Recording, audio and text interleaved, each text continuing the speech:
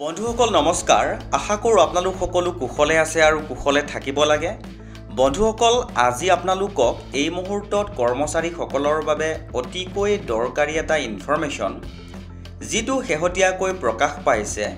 আজিৰ এই ভিডিঅ'টোৰ জৰিয়তে আপোনালোকক সেই গুৰুত্বপূৰ্ণ ইনফৰমেশ্যনটোৰ বিষয়ে সম্পূৰ্ণ সবিশেষ জনাবলৈ যত্ন কৰিম হয়তো ভিডিঅ'টো অকণমান দীঘল হ'ব পাৰে আশা ৰাখিছোঁ আপোনালোকে সহযোগিতা কৰিব বুলি তে বন্ধুসকল আপোনালোকক মই স্ক্ৰীনত দেখুৱাবলৈ যত্ন কৰিছোঁ চাওক কৰ্মচাৰীসকলৰ অৱসৰৰ বয়স বৃদ্ধিৰ অফিচিয়েল নটিফিকেশ্যন এটা গুৰুত্বপূৰ্ণ ইনফৰমেশ্যন এই মুহূৰ্তত কৰ্মচাৰীসকলৰ বাবে আৰু ইতিমধ্যে আপোনালোকক মই আগতেই কৈ ৰাখিছিলোঁৱেই যে যেতিয়াই অফিচিয়েলি নটিছখন পাম অৰ্থাৎ কৰ্মচাৰীসকলৰ অৱসৰৰ বয়স বৃদ্ধিৰ অফিচিয়েল নটিছখন যেতিয়াই পাম দেৰি নকৰাকৈ আপোনালোকক জনাবলৈ যত্ন কৰিম আৰু ঠিক যেনেদৰে কৈ ৰাখিছিলোঁ ঠিক তেনেদৰে আজিৰ এই ইনফৰমেশ্যনটো জনাবলৈ যত্ন কৰিছোঁ আৰু অফিচিয়েলি যিখন তেওঁলোকে নটিছ প্ৰকাশ কৰিছে নটিছখন পোৱাৰ লগে লগে আপোনালোকক জনাবলৈ যত্ন কৰিছোঁ তে বন্ধুসকল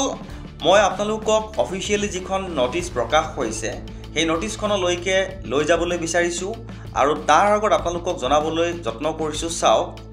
অফিচিয়েলি নটিছখন প্ৰকাশ হোৱাৰ তাৰিখ 6/2/2025 অৰ্থাৎ ফেব্ৰুৱাৰী মাহৰ 6 তাৰিখে এই গুৰুত্বপূৰ্ণ নটিছখন অৰ্থাৎ কৰ্মচাৰীসকলৰ অৱসৰৰ বয়স বৃদ্ধিৰ গুৰুত্বপূৰ্ণ নটিছখন প্ৰকাশ পাইছে আৰু দেৰি নকৰাকৈ মই আপোনালোকক মূল ইনফৰমেশ্যনটোলৈকে লৈ যাবলৈ বিচাৰিছোঁ এইখিনিতে জনাবলৈ বিচাৰিছোঁ যে নটিছখন ইংৰাজী ভাষাত প্ৰকাশ পাইছিলে আৰু মই তাৰ অসমীয়া অনুবাদটো আপোনালোকক জনাবলৈ যত্ন কৰিছোঁ তাৰ লগে লগে নটিছখনকো দেখুৱাবলৈ যত্ন কৰিম কৰ্মচাৰীসকলে কেনেকৈ আবেদন কৰিব আবেদন কৰাৰ ফৰ্মেটটো কেনেকুৱা হ'ব সকলো সবিশেষ আজিৰ এই ভিডিঅ'টোৰ জৰিয়তে আপোনালোকে জানিবলৈ সক্ষম হ'ব তে বন্ধুসকল চাওক দেখুৱাবলৈ লৈছোঁ ইনফৰমেশ্যনটো এনেকৈ প্ৰকাশ হৈছিলে বিভিন্ন পদ শ্ৰেণীত সেৱাৰ প্ৰয়োজনীয়তা অনুসৰি অৱসৰপ্ৰাপ্ত কৰ্মচাৰীৰ পুনৰ নিযুক্তি মই জনাই ৰাখিছোঁ এইখিনিতে সৰুকৈ কথা এটা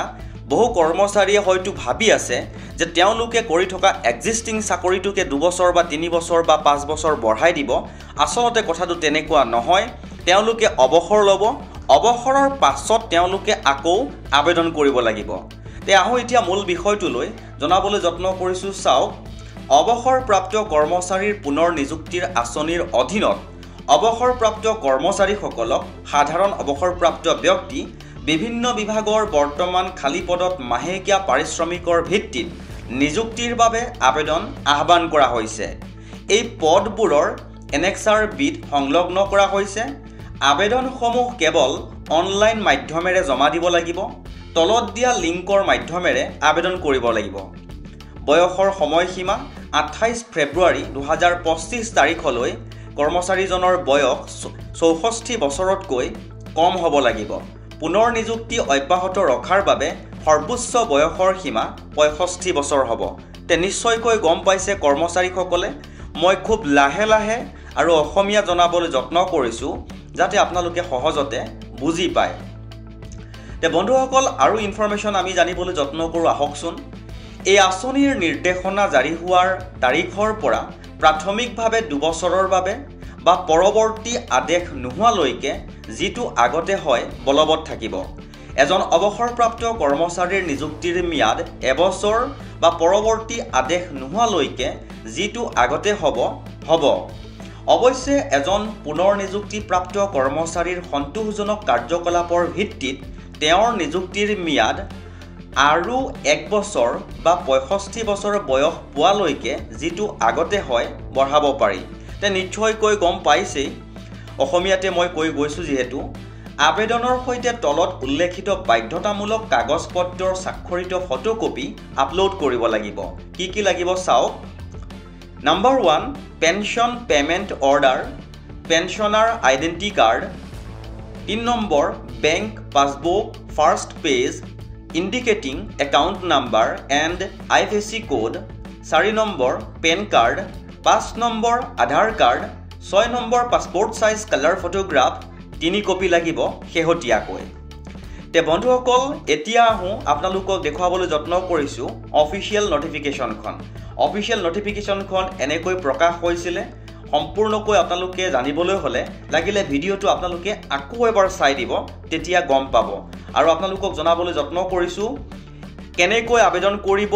আৰু কেনেকৈ আবেদন কৰাৰ লিংকটো হ'ব সকলো সবিশেষ ডেছক্ৰিপশ্যনতে দি দিম। আপোনালোকে ডাউনলোড কৰি ল'ব পাৰিব নটিছখন, তেতিয়া আৰু বেছি সবিস্তৃতভাৱে জানিবলৈ সক্ষম হ'ব। আৰু এপ্লাই কৰিবলৈ হ'লে প্ৰাৰ্থীসকলে এই ফৰ্মেটটোৰ যোগেদি এপ্লাই কৰিব লাগিব। অৰ্থাৎ যেতিয়া অনলাইন এপ্লাই কৰিব তেতিয়া এই ফৰ্মেটটো দেখিবলৈ পাব আৰু এই ফৰ্মেটটো ফিল আপ কৰি ছাবমিট কৰি প্ৰাৰ্থীসকলে জমা দিব লাগিব। তে বন্ধুসকল যিখন মূল নটিছ আছিলে এই নটিছখনৰ সম্পূৰ্ণ অসমীয়া অনুবাদটো মই আপোনালোকৰ ওচৰত হাইলাইট কৰিছোঁ। আৰু যদি বুজিবলৈ বিচাৰে তেনেহ'লে আপোনালোকে স্ক্ৰীনশ্বট লৈ ল'ব,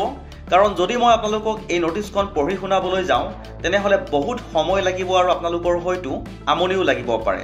গতিকে আপোনালোকে যিমান পাৰে সোনকালে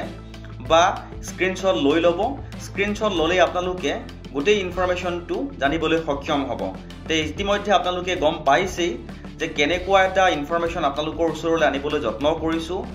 আৰু জনাবলৈ যত্ন কৰিছোঁ। চাওক পাৰিশ্ৰমিকটো কেনেকুৱা হ'ব। পুনৰ নিযুক্ত অৱসৰপ্ৰাপ্ত কৰ্মচাৰীসকলৰ পাৰিশ্ৰমিক ভাত্তা ছুটি ভাৰত চৰকাৰৰ অৰ্থ মন্ত্ৰণালয়ৰ তাৰিখ অনুসৰি উল্লেখ কৰা হ'ব। তে নিশ্চয়কৈ গম পাইছে চৰকাৰৰ যিটো হিচাপ সেই অনুসৰিয়েই কৰ্মচাৰীসকলক যিটো দৰমহা সেই দৰমহাটো দিয়া হ'ব। সম্পূৰ্ণ সবিশেষ চাওক, গোটেই ইনফৰমেশ্যনটো মই অসমীয়া অনুবাদ আপোনালোকৰ ওচৰলৈ আগবঢ়াইছোঁ। আৰু এইখিনিতে আপোনালোকক মই জনাবলৈ বিচাৰিছোঁ যদি আপোনালোকে প্ৰথমবাৰৰ বাবে আমাৰ চেনেলটো ভিজিট কৰিছে তেনেহ'লে চেনেলটো ছাবস্ক্ৰাইব কৰি দিব, কিয়নো বহুতো গুৰুত্বপূৰ্ণ ইনফৰমেশ্যন আপোনালোকক জনাবলৈ আমাৰ চেনেলৰ মাজেৰে যত্ন কৰা হয়। তে বন্ধুসকল যদি ইনফৰমেশ্যনটো ভাল লাগিছে তেনেহ'লে আপুনিও এবাৰ শ্বেয়াৰ কৰি দিব বুলি আশা ৰাখিলোঁ।